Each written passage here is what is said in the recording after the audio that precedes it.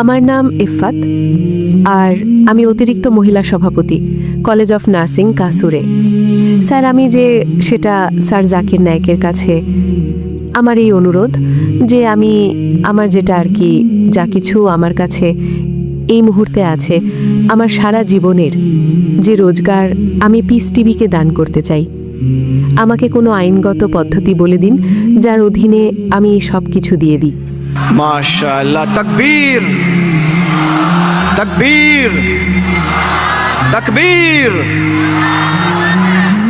বোন বললেন যে তিনি তার সারা জীবনের যে রোজগার আর জমানো অর্থ আছে তা পিস টিভির নামে দান করতে চান। আল্লাহ সুবহানাহু ওয়া তাআলা এটা কবুল করুন, আর ইনশাআল্লাহ আল্লাহ এর প্রতিদান এই দুনিয়ায় এবং আখিরাতেও দেবেন।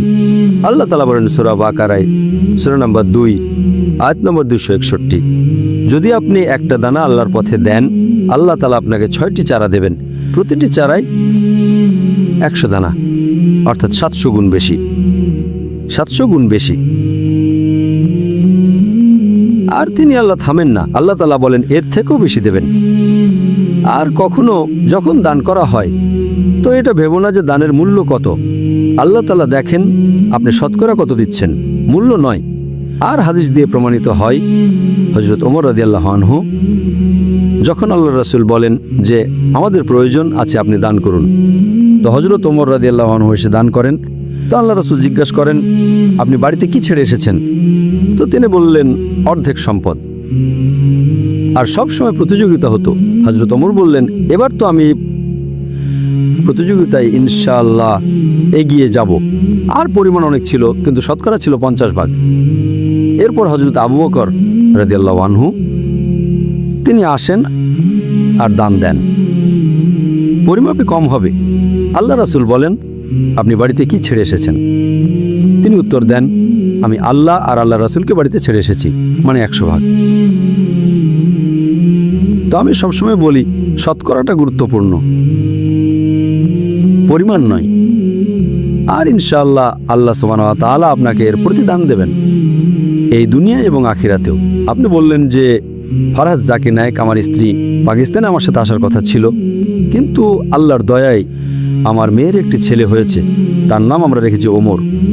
যেহেতু তার শরীর খারাপ ছিল, তাই আমার স্ত্রী বলল যে আমি একটু দেরিতে আসব, আর ইনশাআল্লাহ 15 তারিখে, রাতের হিসেবে ধরলে পরশু নইলে কাল, এখন তো সোমবার চলে এসেছে না, তো সোমবার হলে কাল মঙ্গলবার 15 তারিখে ইনশাআল্লাহ আসার কথা। তো আপনি যদি তার সাথে দেখা করতে চান তবে দেখা করতে পারেন। আর ইনশাআল্লাহ তার অনেক বক্তব্য আমার থেকেও বেশি। আমি বলেছিলাম আমি সপ্তাহে 3টে বক্তব্য দেব।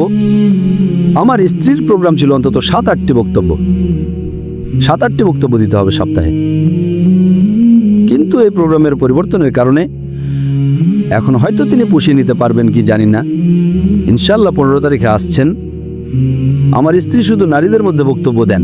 ইনশাআল্লাহ আপনি যদি স্বেচ্ছাসেবকদের সাথে যোগাযোগ করেন তো আমি বলবো আমার স্ত্রীকে আপনার সাথে দেখা করতে। আর আমার স্ত্রীও অধ্যক্ষা ছিলেন ইসলামিক ইন্টারন্যাশনাল স্কুলের, আর তিনিও একজন দায়ী। আর শুধু নারীদের মাঝে তিনি বক্তব্য দেন, কিন্তু তিনি কখনো ভিডিও রেকর্ডিং করেন না। যদি করতেন হয়তো আমার থেকে বেশি জনপ্রিয় হতেন, কিন্তু যেহেতু শরীয়তের দিক দিয়ে এটা ঠিক নয়, এজন্য তিনি একথা মানেন না। কিন্তু ইনশাআল্লাহ তিনি বেশ মন খারাপ করেছিলেন যে আমার সাথে আসতে পারেননি, কিন্তু বাধ্যবাধকতা ছিল। কিন্তু ইনশাআল্লাহ তিনি হয়তো পুষিয়ে নেবেন যখন ফিরে আসবেন। ইনশাআল্লাহ 2 দিন পর, বা আপনি বলতে পারেন যে 1 দিন পর, ভোরে আসছেন 15 তারিখে। তো ইনশাআল্লাহ আশা আছে যে কিছু বিশ্ববিদ্যালয়, কিছু ইসলামী প্রতিষ্ঠানে যেখানে বিশেষভাবে নারীদের সংখ্যা বেশি, সেখানে বক্তব্য দেবেন। আর ইনশাআল্লাহ আল্লাহ সুবহানাহু ওয়া তাআলা আপনাকে প্রতিদান দিন, আর এই দুনিয়া এবং আখিরাতেও প্রতিদান দিন। আর ইনশাআল্লাহ আপনি এটা ভাববেন না যে পরিমাণই হোক, আপনি মাশাআল্লাহ হাজারো মানুষের সামনে এটা বলছেন। তো ইসলাম, আল্লাহ তাআলা বলেন কোরআন মাজিদে, যখন আপনি দান করেন, যখন সাদকা করেন, তো বলেও করতে পারেন আর লুকিয়েও করতে পারেন। অধিকাংশ সময় লুকিয়ে করা উচিত, আপনি ডান হাতে দিলে বাম হাতের জানা উচিত নয়। কিন্তু কখনো কখনো আপনি যখন প্রকাশ্যে করেন তখন অন্যের জন্য সেটা অনুপ্রেরণা হয়। তো আপনি যা বললেন মাশাআল্লাহ, জানি না কত হাজারের সমাবেশ, 50,000 বা আমি গুনতে পারছি না, এত বড় সমাবেশে আর সরাসরি সম্প্রচার মিলিয়ন লক্ষ কোটি মানুষ দেখছে।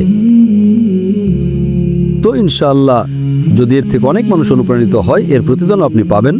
আল্লাহ আপনাকে দুনিয়ায় এবং আখিরাতে এর প্রতিদান দিন।